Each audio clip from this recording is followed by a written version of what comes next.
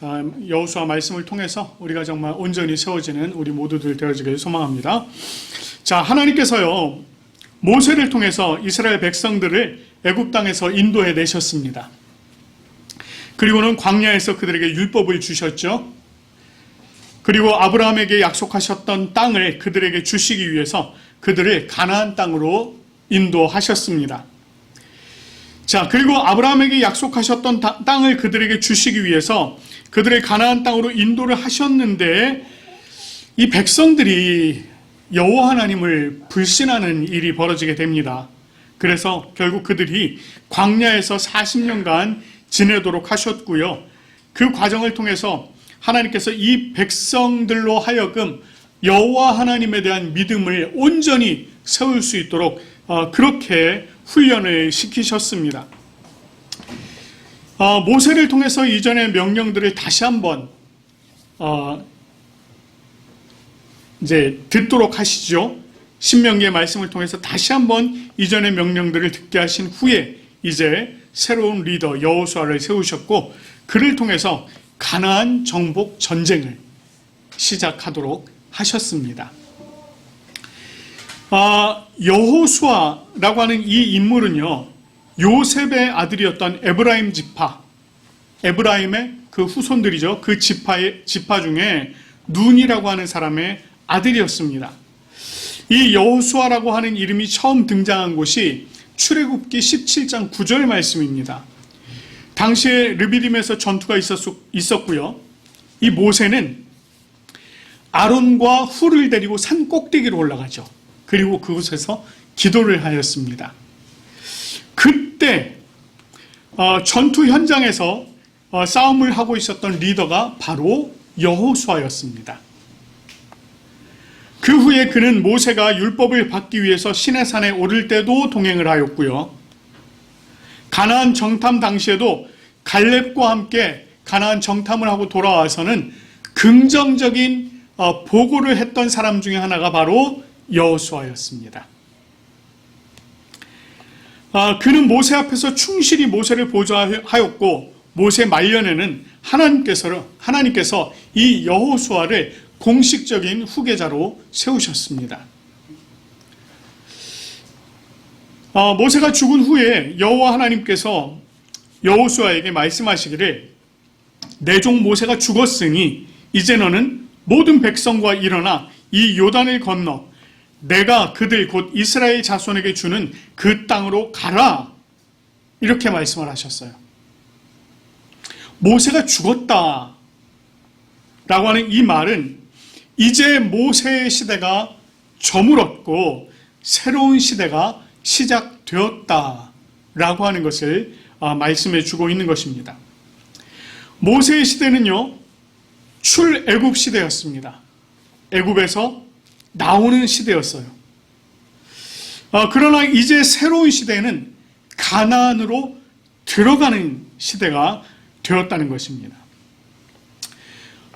출애굽, 과거에 애굽이라고 하는 곳에서 도피를 해야만 하는 그런 소극적인 시대였다라고 한다면 이제는 적극적으로 싸워서 쟁취해야 하는 시대가 되었다라고 하는 것을 지금 말씀하고 있는 것입니다.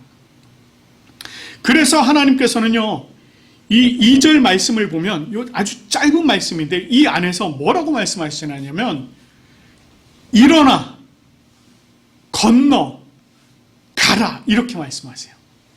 일어나 건너 가라. 이 명령 속에는요 주저함이 없습니다. 오직 신속하게 순종할 것을 말씀하고 있습니다. 그리고는 너희 발바닥으로 밟는 모든 곳을 내가 너희에게 주었노니 이렇게 말씀을 하세요. 여기 이 구절에서 주었다라고 하는 이 표현이요 완료형으로 되어 있습니다. 완료형. 주었다. 이미 과거에 주셨다는 거예요. 그리고 그 소유가 이미 너희들에게 있다는 것입니다. 이스라엘 백성들이 가나안 땅을 정복할 일은 아직 시작도 안 되었습니다. 시작도 안 되었어요. 정복할 일은 앞으로 있을 미래의 일입니다. 그런데 하나님께서는 이미 그 땅을 주셨다라고 얘기를 하세요. 이것은 아브라함과 이삭과 야곱 그리고 모세에게 하셨던 이 약속에 신실하신 하나님께서 이 약속을 반드시 이루시겠다라고 하는 강한 의지가 이 속에 담겨 있는 것입니다. 자, 그리고는요, 하나님께서 이 이스라엘 백성들에게 줄 땅의 경계를 말씀을 해주세요. 뭐라고 얘기합니까? 범위를 보면은요, 이렇게 얘기하고 있어요. 광야와 이 레바논에서부터 큰 강, 곧 유브라데 강까지 헷 족속의 온 땅과 또 해지는 쪽 대해까지 너희의 영토가 되리라, 이렇게 말씀을 하고 계십니다. 어디서부터 어디까지인지 여러분 아시겠습니까? 이 내용을요, 이 땅의 경계를 민수기 25장 1절부터 14절에는 조금 더 상세하게 그래도 좀 기록을 해놓고 있습니다. 남쪽으로는 가나안 땅 동남쪽에 있는 신광야부터 서쪽으로는 해지는 편인 대해가 지중해예요. 지중해. 동쪽으로는 큰 하수, 곧 유프라테스 강, 북쪽으로는 레바논 산맥, 이렇게 경계를 이루고 있습니다. 이곳에요, 다윗과 솔로몬 시대에 잠시 비슷한 지역까지 차지를 한 적이 있기는 있습니다. 그런데 이 범위가요, 굉장히 크고 넓은 범위다 보니까 실제로 다윗과 솔로몬도 그 지역을 다 차지를 못했고요. 그 후로도 이스라엘 백성들이 그 땅을 전체를 다 차지한 일이 없습니다. 자, 그러면 이게 도대체 얼마나 넓은 땅이길래 그럴까요? 잠시 지도를 보여드리도록 하겠습니다. 자, 지금 여러분 보시는 지도는요, 글씨 안 보이실 거예요. 그냥 그림만 보시고요, 조금 어느 정도인지 대략 짐작만 좀 해보시면 좋겠습니다. 여러분, 지금 이 보시는 이 땅이 사실은 이스라엘 백성들이 이제 가나안 땅에 들어가기 전에 그 지역을 차지하고 있었던 족속들이 있던 땅입니다. 여기 지금 위쪽으로는 여기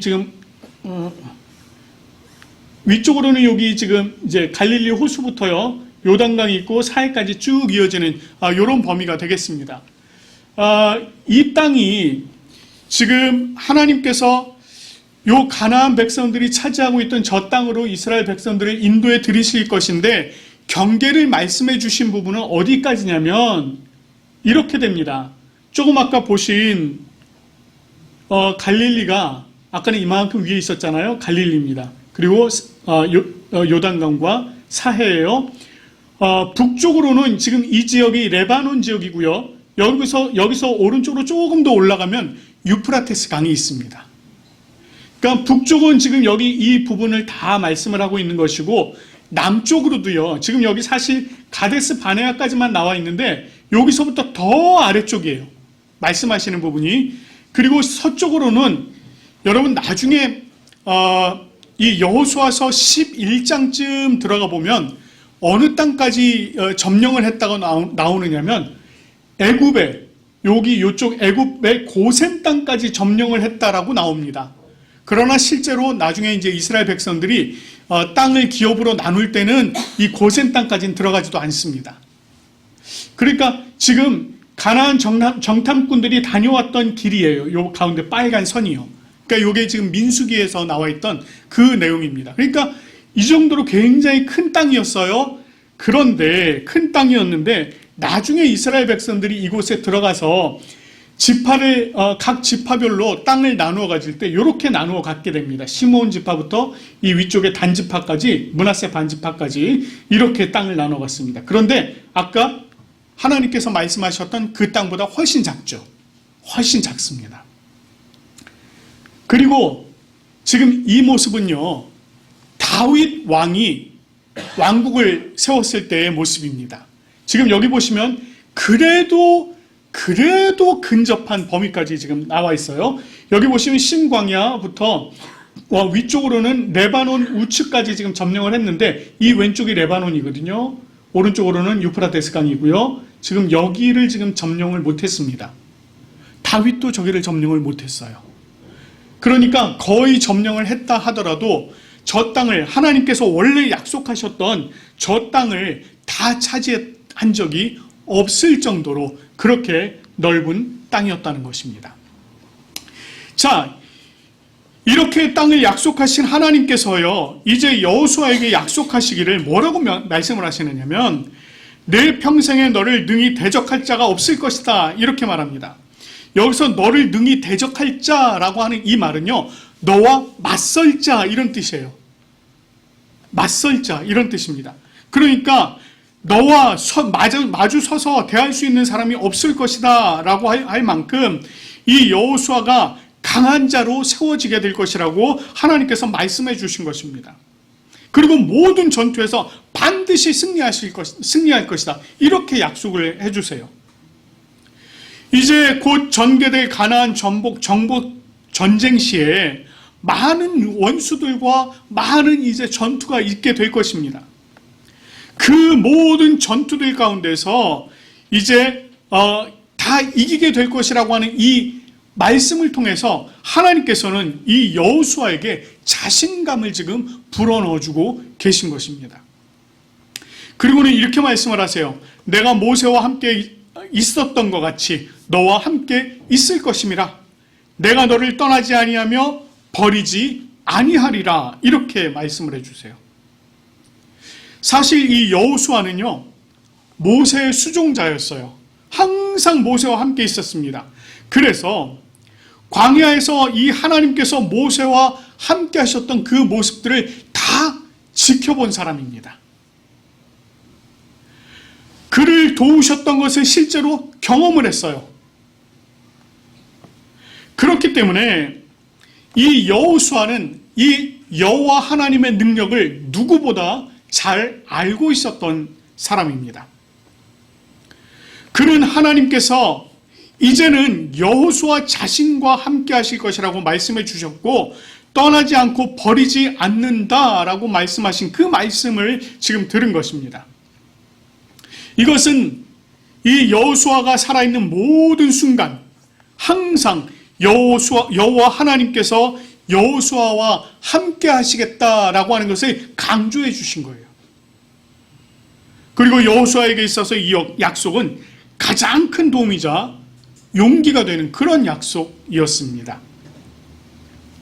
그러면서 하나님께서 여호수아에게 이렇게 말씀하세요. 강하고 담대하라. 오늘 우리가 살펴보고 있는 이 본문 말씀에 보니까요, 이 강하고 담대하라 라고 하는 말씀이요, 6절, 7절, 9절에 나와 있습니다. 그리고 이후로도요 18절에도 반복적으로 등장을 합니다. 그러면서 점점 의미를 더해가고 계세요. 여기서 이 강하다 라고 하는 요 말이요, 이게 어떤 의미냐면 손에 힘이 있는 상태를 말합니다. 무기를 잡든 또는 다른 무엇을 잡든 손에 힘을 주고 그것을 꽉 잡으라는 그런 의미예요.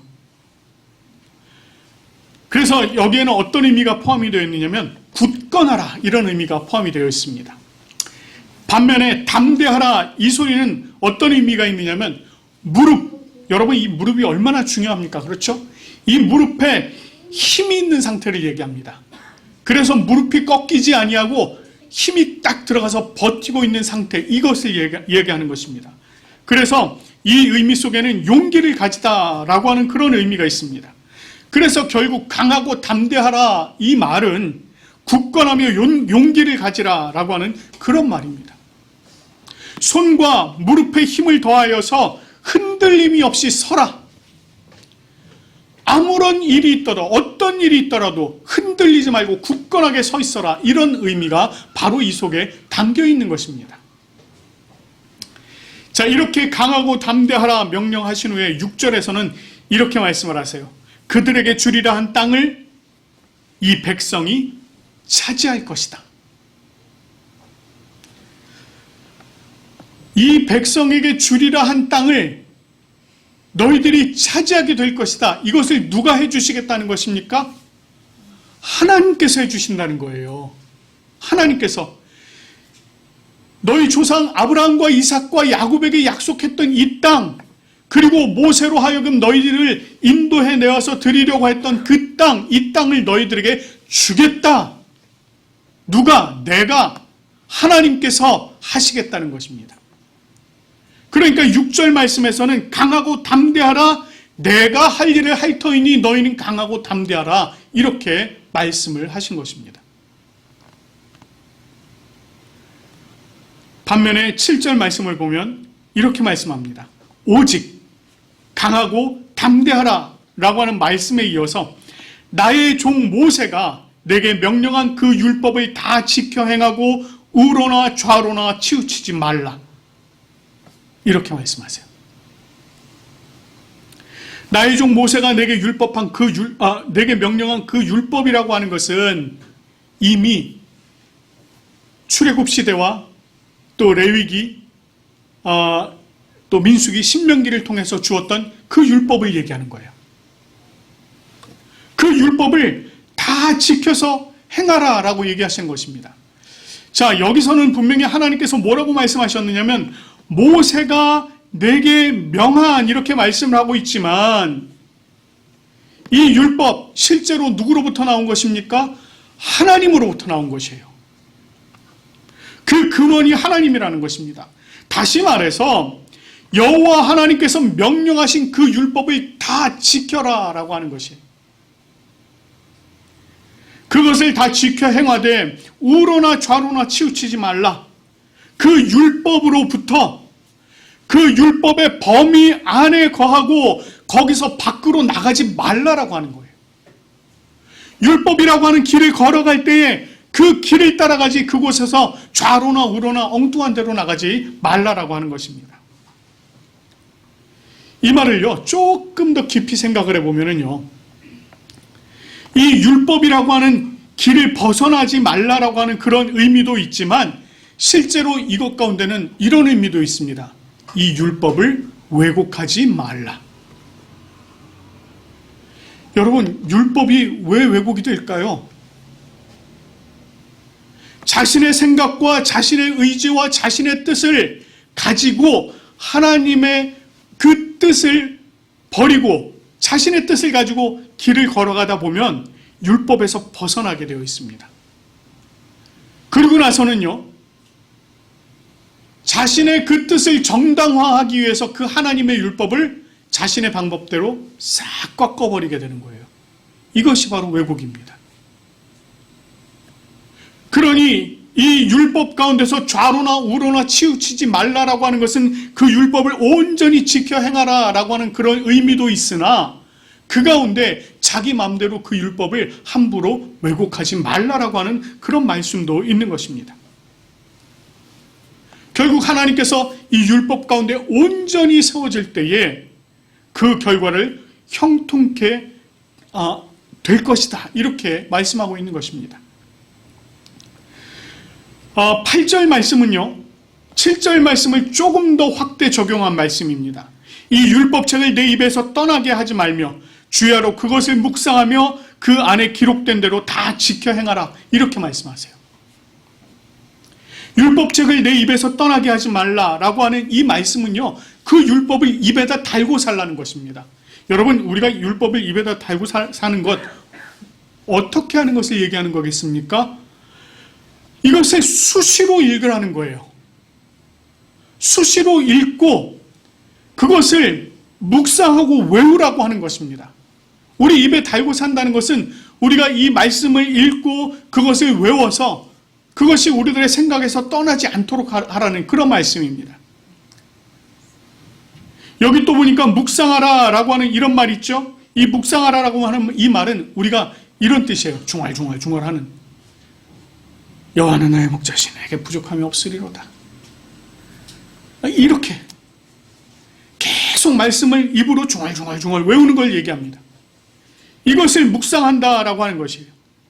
이 말씀을 입으로 중얼중얼 되뇌면서 그 깊은 뜻을 생각하고 그것을 헤아려서 실제적으로 우리들의 삶 속에서 적용하면서 살아가라라고 하는 것이 바로 이 말씀인 것입니다.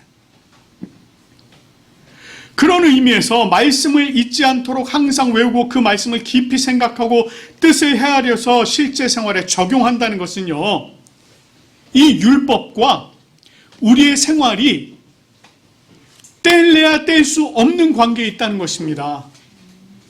이것이 딱 붙어있는 불가분의 관계 속에 있다는 것이에요. 그러니 우리가 생활할 때 하나님의 말씀이 우리들과 항상 함께 있을 것이고, 우리가 하나님의 말씀을 읽고 묵상하는 그것이 우리들의 생활 가운데 일어나게 되는 일이라고 지금 하나님께서 그렇게 명령하고 있는 것입니다. 그러니까 하나님께서는 내가 강하고 담대할 때 내가 너에게 할 일도 하겠으나 뿐만 아니라 너 또한 내가 해야 할 일을 해라 라고 하는 것입니다. 그렇게 될 때야 비로소 내 길이 평탄하게 될 것이고 형통하게 될 것이다, 이렇게 말씀하고 있는 것입니다. 자, 그리고요, 다시 9절 말씀에서 또다시 말씀하십니다. 강하고 담대하라. 여기 그리고 또 추가하십니다. 두려워하며 놀라지 말라.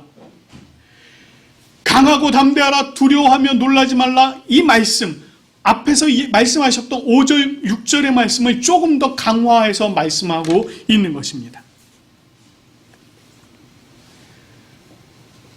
여호와 하나님께서 하실 일, 즉 여호와 하나님께서 어디든 함께 계실 것을 다시 한번 말씀해주고 계신 것이에요. 이것을 통해서 여호수아가 어떤 상황에서든 하나님을 의지할 수 있는 그 힘과 용기를 지금 불어넣어주고 계신 것입니다. 여러분, 한번 여러분 여호수아의 입장에 한번 대보십시오. 지금까지요, 여호수아가 모세를 의지하면서 살았습니다.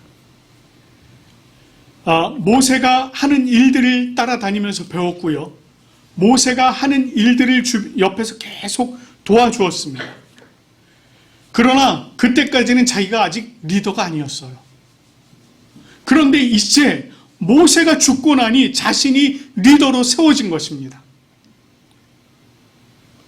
굉장한 부담감이 있었을 것입니다.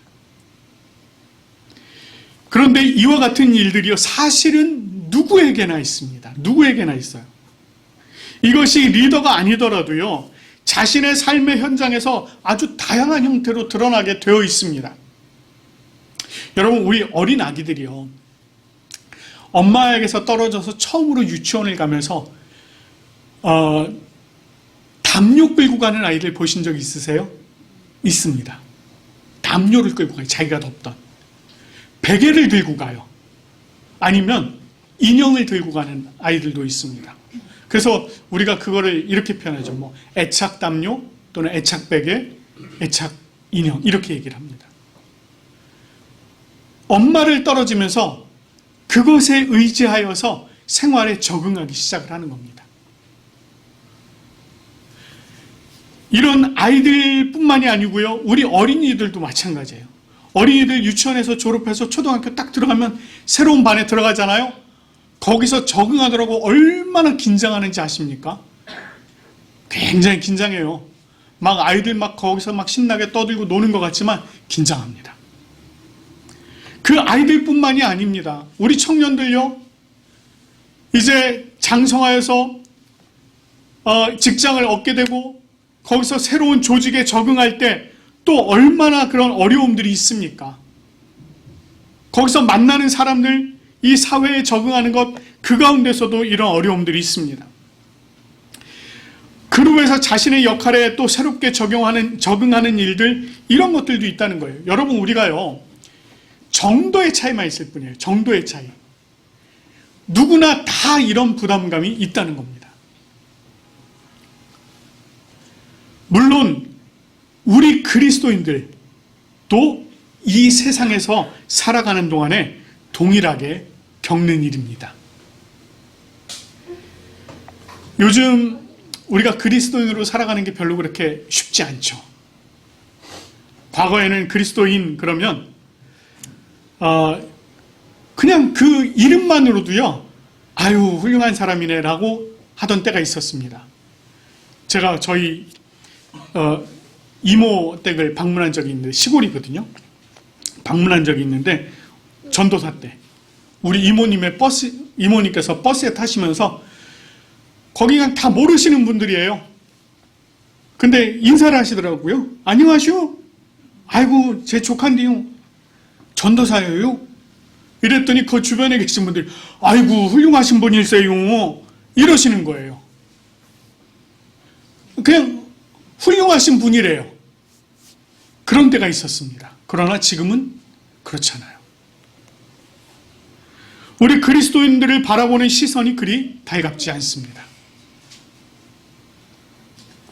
과거와 달리 그리스도인들이 이 땅에서 살아가는 일이 결코 이제 녹록지 않아졌다는 것입니다.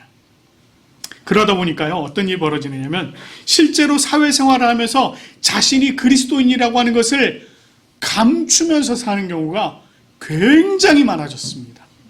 특별히 회사라고 하는 조직에서 그런 경우가 더 많아졌어요. 어떤 글을 한번 읽은 적이 있는데요, 그런 일이 있더라고요. 자신이 10년 이상 직장 생활했던 그 직장, 자기는 그리스도인인 걸 감추고서 계속 생활했다는 거예요. 그렇게 10년이 지났답니다. 그러다가